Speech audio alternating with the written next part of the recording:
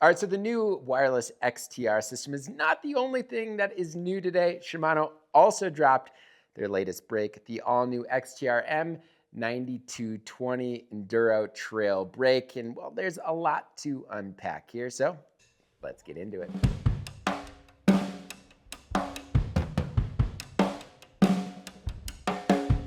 So before we do get into this video though, I do want to take a quick moment to let you all know that this one is supported in part by Surly Bikes. Surly, they make serious steel bikes for people that don't take themselves too seriously. They make bikes that are versatile and durable, that can be dressed up or down for commuting, bike packing, ATVing, gravel grinding, or whatever you call fun on two wheels. With 15 original dirt-friendly platforms, they offer something that fits just about anyone for any style of riding. So for more on Surly, make sure to click the card in the top right corner, or else find the link in the description below. All right, so Shimano, just like I mentioned in the XTR drivetrain video, they launched XTR in 1991, and it was their top tier mountain bike lineup. Early versions had or used cantilever brakes and then V brakes, and in the early 2000s, Shimano finally introduced, well, the hydraulic disc brakes with the M965 series, which brought servo wave tech and radial master cylinders. So later generations like the M985 series added ice tech rotors and finned pads to help with heat management. So over time, features like tool-free lever adjustment and iSpec integration were also introduced for cockpit flexibility and setup. So by the M9000 series, Shimano was refining lever feel, heat control, and overall modulation. So in 2018, the M9100 generation brought a more definitive split between race and enduro. Race using lighter two-piston calipers and enduro, the M9120 using more powerful four-piston version. So these versions continue to carry ice tech, cooling, updated servo wave, and other refinements designed to balance power, weight, and control across different riding styles. All right, so Shimano brakes have long been a reliable and strong platform for me, both for bike packing or simply just day rides. They have a bite and consistency that I look for in a brake, but do the new XTR brakes have that same feeling? And well, why would anyone want to use a hydraulic brake in the first place? So I actually did a full video on hydraulic versus mechanical brakes a while back, a few years ago, and really, mostly it comes down to personal preference.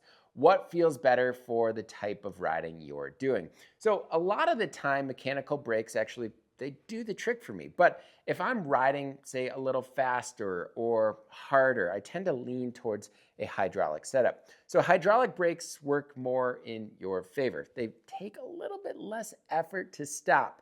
They feel more consistent and automatically adjust for pad wear. That said, they do require occasional brake bleeds, and failure means maybe walking home or walking to a bike shop. Mechanical brakes are generally, I'd say, easier to service, both at home and certainly in the backcountry, though they are not totally headache-free. So overall, if I am carrying a heavier load, a bike packing load, riding single track or steeper terrain, mountain biking, I much prefer hydraulic brakes. But that's not to say I haven't gotten by just fine with mechanical setups on longer trips.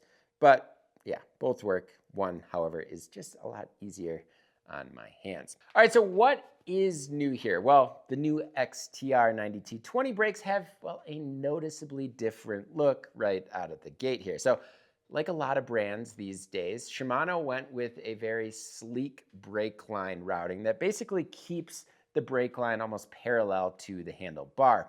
It certainly looks cleaner, but also helps with that internal routing, especially useful for those bikes that are, well, they're going fully stealth. But let's be honest here, the real reason is to make room for our bike packing bags, right?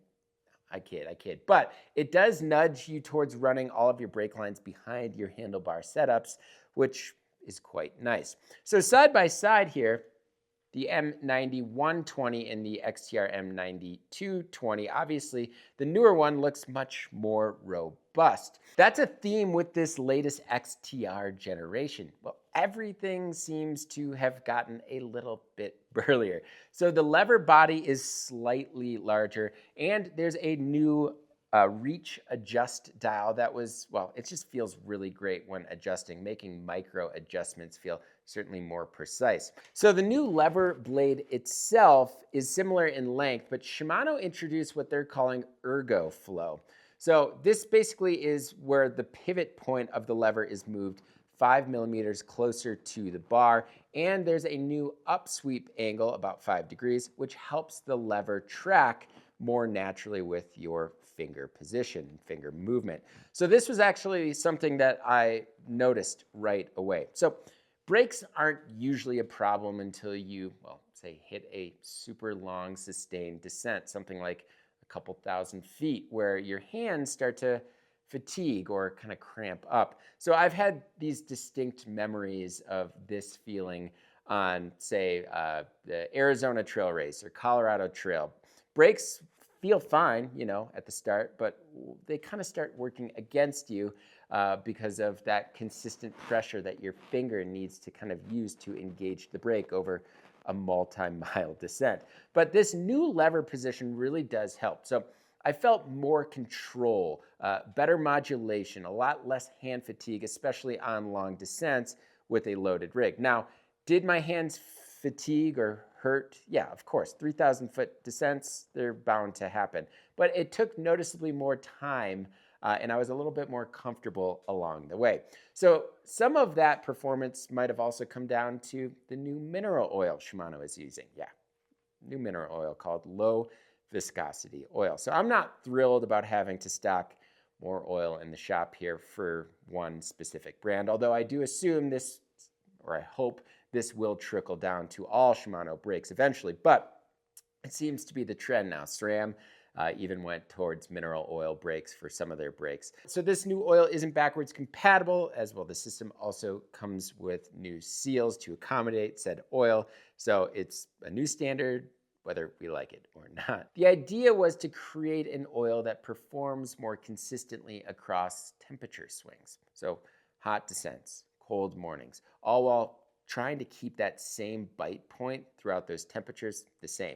So I ended up using these brakes on Santa Cruz High Tower this winter in Tucson with super long, steep, grueling descents. And then obviously I loaded it up on the Gila Monster right here. And well, this bike in particular was a little bit more heavier than I would normally like to run, but I was really impressed. I tested the 4-piston Enduro version, and well, I'm glad I did. The 2-piston XC version might have worked, but for bike packing, or really any situation where weight isn't your top priority and stopping power is, well, this new setup felt really solid. So a few other small things to mention here as far as the caliper. Shimano did address the brake pad rattle issue with a wider back plate of the pad, and they also ovalized the hole for the pin simply to create a tighter tolerance. That said, I do have a noticeable squeak in the rear, or had a noticeable squeak in the rear brake caliper, and I believe it's from grit and grind kind of getting stuck in that ovalized hole area. So I cleaned it off a few times, it went away, but then it simply came back after traveling through some stream crossings or muddy sections of trail. Obviously, the tighter tolerances probably reduced that rattling, but it might have created another issue here. Finally, while the pads are new, the rotors are the original or the same Ice Tech model Shimano actually launched a couple of years back. They mentioned that the cooling properties are still very relevant here, although if you have those heat reduction rotors and paired with finned pads, those fin pads don't really add much cooling, which I thought was interesting. All right, so you might be asking, all right, new oil, is there like a new bleeding process? Well, actually, not really, which is great. That said, there is a new bleed port on the 4-piston calipers here. So after removing the pads and inserting the spacer, I noticed that there's a small rubber cover in the kind of inside of the caliper, or where the pad goes, that gives you access to the port. And on the other side, or the outside of the caliper, you use a 3mm to open said port. So this update actually makes it easier to open and close the bleed port with the 3mm Allen, because it's separate from where the syringe actually hooks into. So This new port is, well, new to mountain bike calipers, but is a carryover from the newer flat mount calipers of 12-speed Di2 Dura A's, Ultegra, and GRX. The two main bleeding methods, though, are still the same. The gravity method, which is great for, say, a full oil swap, and then the syringe method, typically used to just simply remove air bubbles. Honestly, one of the best things about Shimano brakes is how little maintenance I actually have to do, or at least have done in the past. So most of the time I just use the gravity method, and that basically keeps that grime down near the caliper and out of the brake line. That said, if the line is new or I just need to make a small adjustment, remove some bubbles, I usually just use the syringe. So when I swapped the brakes from the Santa Cruz over to the Gila Monster here, I had to trim the rear line, and obviously I ended up just deciding to use the syringe because it was a rather new brake. It worked great. The only real difference from the previous Shimano brakes that I've bled or adjusted is that port, how you access it, and of course, the new low viscosity oil used. Otherwise, the same process, and yeah, there are plenty of solid tutorials online, so I won't waste your time here. Yeah. So overall, these brakes, they feel very similar to what you would expect from Shimano brakes, but with more of a consistent feel throughout that full lever stroke. It feels a little less grabby at the start, which I like. You still get that signature Shimano bite, but it's, I'd say, more controlled, like a smoother, more predictable grip to the rotor. The lever feel at the bar also feels extremely natural in the hand, which really translated to less hand fatigue, or should I say, delaying the inevitable hand fatigue on those longer descents, but also just gave me more confidence to ride harder, longer. Plus, the routing is so much more bikepacker friendly, despite the previous routing actually being pretty darn good. That said, if you prefer the feel of that older lever, well, you're in luck. You can still run the M9220 lever with 2 piston calipers. It is updated with that new low viscosity oil too. So interestingly, Shimano also is selling a new M9220 lever with those 2 piston M9200 calipers, which I'd actually be really curious to try because I think that combo could give you a little bit more, I don't know, like leverage or power without actually going full 4 piston.